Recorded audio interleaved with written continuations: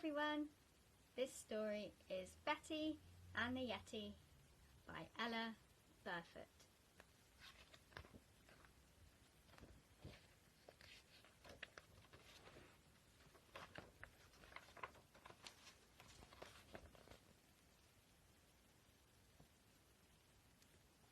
Betty has a little red sled that she takes wherever she goes.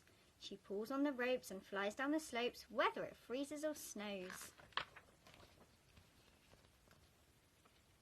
Betty finds things in the snow when she goes out to play. She puts them gently on her sled and then goes on her way. One day, she found a pair of gloves. She put them on her sled. And a jingly-jangly fluffy hat which she wore upon her head.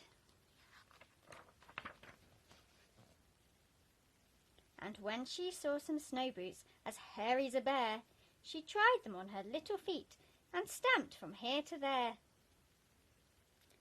Then she found a woolly scarf all thick with twigs and leaves.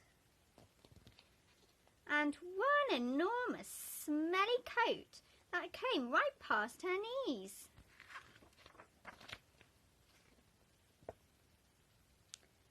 "Do these clothes belong to you?" Betty asked a polar bear.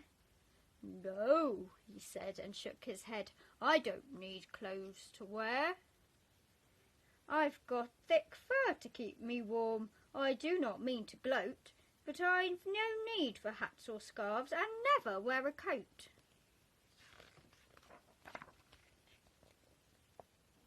"Do these clothes belong to you?" Betty asked a big blue whale. "No," Whale said and shook her head and splashed her great big tail. "I've got blubber to keep me warm, a special kind of fat. Though I do like the bells on that jingly-jangly hat." "Do these clothes belong to you?" Betty asked an Arctic hare. "No," he said and shook his head. "Ask that rock over there."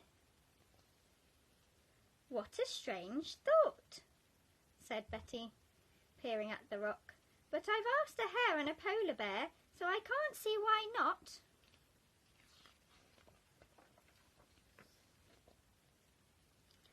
"Hello, rock," said Betty. The rock did not reply. "Hello, rock," said Betty. The rock was very shy. But finally there came a voice that said to little Betty,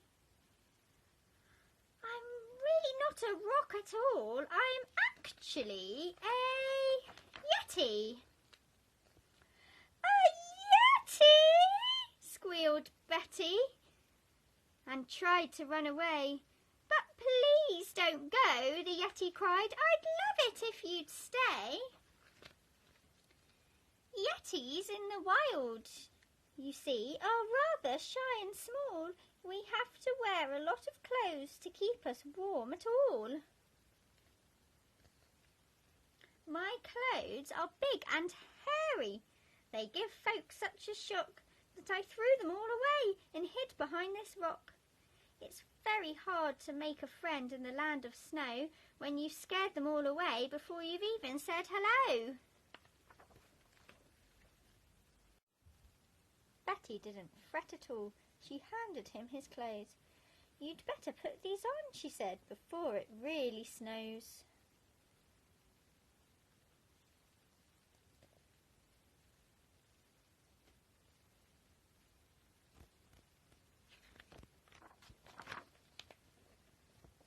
She took his muddy glove in her little mittened hand and talked with him and walked with him across the frozen land.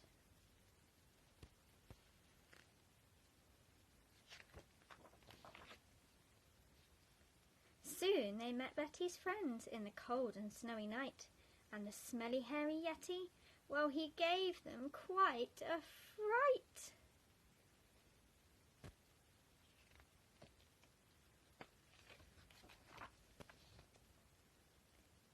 But when they saw that Betty had hold of Yeti's paw, they knew they didn't need to be frightened anymore. And the hare spoke up quite bravely in a loud and cheerful voice. I'd befriend a Yeti, given half a choice. So Whale and Bear and Arctic Hare became the Yeti's friends. The Yeti kept his clothes on and was never cold again. Betty made a hat like his. She wore it every day, and when she went out on her sled, she jingled all the way. The end.